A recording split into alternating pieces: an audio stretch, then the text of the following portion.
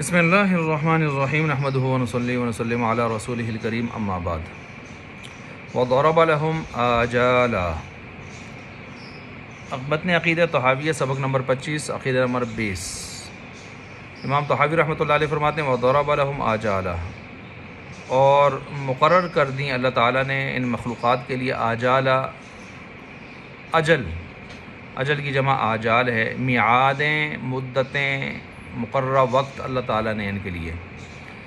اب دیکھیں یہاں پر ضربہ کا لفظ ہے، ضربہ ویسے اس کے کئی معنی آتے ہیں، ان میں سے مارنا بہت مشہور ہے جو صرف کی گردانوں میں آپ پڑھتے ہیں، اور ان یضرب مثلا ما بعوضہ بیان کرنا، ان یبینا بیان کرنے کے معنی میں بھی آتا ہے، اور یہاں پر ضربہ کا معنی ہے کہ قدر، اللہ تعالیٰ نے مقدر کیا۔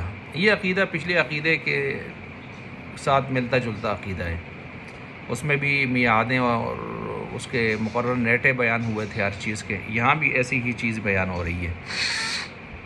البتہ یہاں اس کو خاص طور پر آپ انسانوں کے ساتھ لگا دیں اور مکلف مخلوق کے ساتھ لگا دیں، پھر بھی اس کی تعویل ممکن ہے، ہو سکتی ہے۔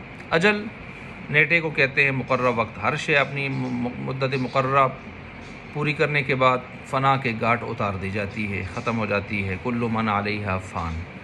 اب یہ جو دنیا پر انسان دنیا سے جا رہے ہیں اپنا، تو یا تو یہ طبعی موت اب مر رہے ہیں، یا ایکسیڈنٹل موت، یا کوئی قتل کر رہا ہے، اس طرح حادثاتی موت میں مر رہے ہیں۔ دو طرح کی موتیں ہوتی ہیں، دونوں موتیں اپنے مقررہ وقت پر ہو رہی ہیں۔ ایسا نہیں ہے کہ اگر یہ فلاں سبب نہ ہوتا تو شاید یہ نہ مرتا، نہیں، اس نے مرنا تھا، چاہے وہ بیماری جس میں وہ مرا ہے نہ بھی ہوتی پھر بھی مرنا تھا، بیماری کے بغیر بھی اچانک سے مر گیا، ٹھیک ہے، اور فلاں نے گولی چلائی مر گیا، گولی نہ بھی چلاتا اس کے مرنے کا ٹائم یہی تھا، مرنا تھا، اس نے مر گیا۔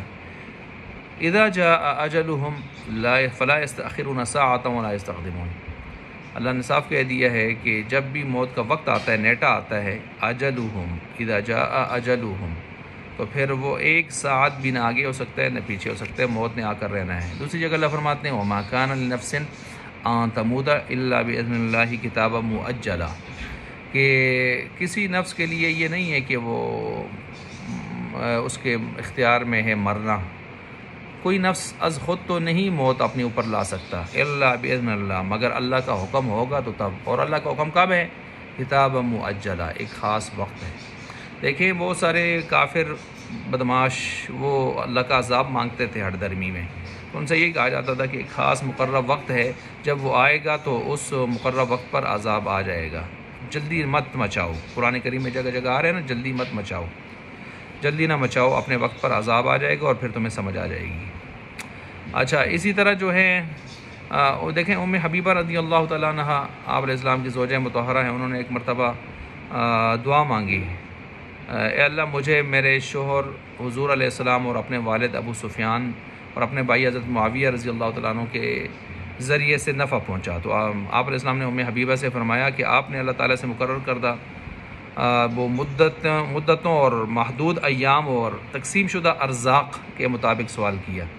یعنی کیا مطلب؟ اللہ تعالیٰ اب اس وقت مقرر سے پہلے کسی کو کوئی چیز نہیں دیتے، آپ نے بہت ساری چیزیں وقت جو ہے اس طرح مانگ لی ہیں، تو اگر آپ اللہ تعالیٰ سے یوں سوال کرتی ہیں اللہ عذاب قبر سے بچا، عذاب سے بچا، تو یہ بہت بہتر سوال اور افضل سوال ہوتا۔ کیا مطلب؟ انسان کو دنیا کی چیزیں اس کے مقدر میں جتنی لکھی ہیں اس کو اپنے وقت پر ملیں گی۔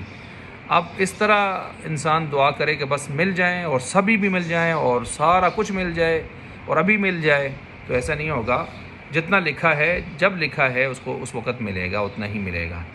تو اس لیے اپنی دعا میں بھی اعتدال رکھنا چاہیے اور زیادہ اس میں قبر اور آخرت کو مانگنا چاہیے، دنیا ہی ساری نہ مانگے، زیادہ فوکس اپنی قبر اور آخرت ان چیزوں پر بھی کرے۔ اس واقعہ کا خلاصہ یہ بنتا ہے۔ دیکھیں اب ہر انسان جو بھی چاہے وہ اپنی طبعی موت مرے یا کوئی مار دے اسے، اس کا وقت وہی ہوتا ہے۔ معتزلہ پر رد ہے، معتزلہ کہتے ہیں اگر فلاں آدمی اس کو نہ مارتا تو یہ اس کی زندگی تھی، بچ جاتا، چلتا رہتا آگے۔ بہت غلط عقیدہ ہے، ایسے نہیں ہے۔ قرآن کی آیات ابھی میں نے پڑھی آپ کے سامنے، اس کا وقت جو نیٹا تھا وہ آ گیا، مرنے کا آگے گولی بہانا تھی۔ دیکھیں دنیا پر آدم علیہ السلام نے آنا ہی آنا تھا، انی جاعل فی الارض خلیفہ کہا تھا اللہ نے، فی الارض خلیفہ کہا تھا، فی الجنت خلیفہ تو نہیں کہا تھا، زمین میں خلیفہ بننا تھا، اور خلیفہ کا مطلب بھی مقصد معنی بھی یہ بتا رہے ہے کہ اللہ کی جانشینی، ایک کے بعد دوسرا، ایک کے بعد دوسرا، تو اس ترتیب سے وہ خلیفہ اس نے بننا تھا۔ اب جب خلیفہ بننا تھا تو زمین کے اندر ہی بننا تھا، تو آنا تو تھا زمین پر، اس کے لیے بہانہ دانا لگ گیا۔ تو ایسے ہی آدمی نے دنیا سے جانا تو تھا، وقت مقرر تھا، اس کے لیے بہانہ گولی لگ گئی۔ یہ تو ایسی کوئی بات نہیں ہے۔ اچھا، یہاں یہ سوال پیدا ہوتا ہے کہ جب مقررہ وقت تھا تو پھر قاتل کو سزا کیوں دی جاتی ہے؟ تو اس کا جواب یہ ہے کہ بھائی بات یہ ہے کہ مرنا تو تھا اس نے، لیکن سوال یہ ہے کہ مرا قاتل کے ہاتھ سے کیوں ہے؟ چونکہ یہ دارالاسباب ہے، یہاں سبب مسبب کا سلسلہ دیکھا جاتا ہے، تو ظاہری سبب میں جب وہ قاتل کے ہاتھ سے مر رہا ہے تو نظام ریاست کو درست رکھنے کے لیے، امن اور سلامتی کو قائم رکھنے کے لیے، عدل و انصاف کا بول بالا کرنے کے لیے ضروری تھا کہ قاتل سے پوچھا جاتا۔ جیسے حضرت عمر صلی اللہ علیہ وسلم کے سامنے ایک آدمی نے کہا تھا نا کہ اللہ نے میری قسمت میں لکھی تھی چوری کرنا، سو کر دی، اب میرا ہاتھ کیوں کاٹتے ہیں؟ تو کہنے لگے پوری تقدیر پڑھ، پھر وہاں لکھا ہوگا کہ عمر کا دور ہوگا، نظام ریاست کو درست رکھنے کے لیے، عدل و انصاف کا معیار بلند کرنے کے لیے تیرا ہاتھ کاٹیں گے، میں بھی مجبور ہوں۔ پھر جیسا سوال ایسا جواب دے دیا۔ تو بہرحال ایک تکوینی نظام ہے، اللہ نے تکوینی نظام میں تو اس کی موت ادھر ہی لکھی تھی اسی وقت میں، لیکن تشریعی نظام انبیاء کے ذریعے دیا، اس میں تشریعی نظام میں قتل حرام ہے۔ اب اس نے حرام کام کا ارتکاب کیا ہے تو تشریعی نظام کی وجہ سے اس پر سارا سلسلہ ہوگا، لہٰذا قتل کے بدلے میں قتل اس کا ہوگا۔ اب تو یہ ایک سلسلہ بھی ہے۔ تو انسان تشریعی نظام کا مکلف ہے، تکوینی نظام کا مکلف نہیں ہے، اس میں تو بس اس نے چپ کر کے چلنا ہے، اس کے اختیار میں نہیں ہے کون امیر ہے، کون غریب ہے، کون کالا گورا ہے، کون جو ہے اعلیٰ حسب و نسب کا ہے، کون کم حسب و نسب کا ہے، کون ٹھیک ٹھاک شکل و صورت اور قد کا ہے، کون کوتاہ شکل و صورت اور قد کا ہے۔ یہ چیزیں انسان کے بس میں نہیں ہیں، اس میں تو چپ کر کے چلنا ہے صبر کے ساتھ۔ کر بھی کیا سکتا ہے انسان؟ تشریعی نظام میں اس کو اس کی پوچھ گچھ ہوگی جو اس کے اختیار میں ہے، اس میں اسے پوچھا جائے گا۔ امام محمد رحمۃ اللہ علیہ اس بات سے ناراض ہوتے تھے نا کہ کوئی آدمی ان کو لمبی عمر کی دعا دے، وہ کہے بھائی جو میری عمر اللہ نے لکھی ہے تو اس کو لمبا کر رہا ہے، وہ تو نہیں لمبی ہو سکتی، کوئی اور دعا کر، کوئی اور اچھی سی دعا کر جو معنی خیز سی ہو۔ ٹھیک ہے، تو پتہ یہ چلا کہ دعائیں بھی ایسی مانگنی چاہیے جو دعائیں ڈھنگ کی ہوں، بے ڈھنگی دعائیں نہ ہوں۔ جو اللہ نے مقرر کر رکھے وہ چیز ملے گی، ٹھیک ہے، اور عمر میں تو کوئی اضافہ نہیں کر سکتی کوئی چیز۔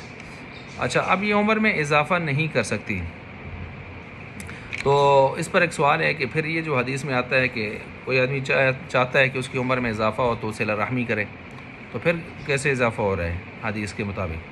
اس کے دو جواب ہیں۔ پہلے جواب تو یہ ہے کہ اللہ تعالیٰ نے اس انسان کے حوالے سے دو تقدیریں مقرر کی تھیں کہ اگر اس نے یہ فلاں کام کیا تو اس کی 70 سال عمر ہوگی فرض کیجئے، اور نہ کیا تو 60 سال ہوگی، تو اس نے اپنے اختیار سے وہ کام کر ڈالا، اور اللہ کو معلوم بھی تھا اس نے کرنا ہے، تو وہ 70 سال ہوگی، نہیں کیا تو 60 سال ہو گئی۔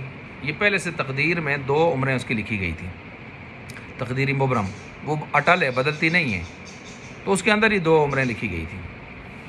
اور دوسرا جواب اس کا جو ہے وہ یہ ہے کہ عمر تو وہی رہتی ہے، البتہ اس میں خیر و برکت آ جاتی ہے۔ کیا مطلب؟ اس عمر میں اتنے کام کر جاتا ہے کہ اتنے کام دوسرا آدمی شاید کہ 200 سال 400 سال عمر پا کے بھی نہ کر سکے، اللہ اس مختصر سی عمر میں 60-70 سال کی عمر میں اس سے اتنا کام لے لیتے ہیں۔ دیکھیں نا امام حنیفہ رحمۃ اللہ علیہ کی عمر میں کہ 70 سال ٹوٹل ان کی عمر ہے، اور ان کا فیض پوری دنیا پر آج موجود ہے۔ دنیا پر جتنے مسلمان ہیں ان مسلمانوں میں اگر آپ دیکھیں تو آپ کو 60-65% لوگ مسلمان جو ہیں وہ حنفی نظر آئیں گے، پوری دنیا کے کونے کونے تک حنفیت آپ کو نظر آئے گی۔ تو اس طرح باقی بہت سارے علماء فقہا کہ جن کا فیض اللہ نے جاری کیا ہے، حضرت مولانا اشرف علی تھانوی رحمۃ اللہ علیہ کی کتابیں وہ یعنی آپ یوں سمجھیں کہ 1500 سے اوپر بتائی جاتی ہیں، اور ان کی زندگی کے عمر کے کام کا جو عرصہ ہے اس کے ساتھ شرح نکالی جائے تو 9-10 منٹ فی کتاب یا تصنیف اس طرح آ جاتی ہے۔ تو یہ اللہ تعالیٰ کام لینے والے ہوتے ہیں۔ حضرت شاہ ولی محدث اپنے کیا کہتے ہیں شاہ اسماعیل شہید رحمۃ اللہ علیہ کے بارے میں آتا ہے، عصر کے بعد کبھی قرآن مکمل کر لیتے تھے، کیسے کر لیتے تھے؟ تو بس اوقات اللہ تعالیٰ کسی کو ایسی توفیق عطا فرما دیتے ہیں کہ مختصر سے وقت میں اللہ اس سے بہت سارا کام لے لیتے ہیں۔ تو یہ اس کا مطلب ہو گیا ہے۔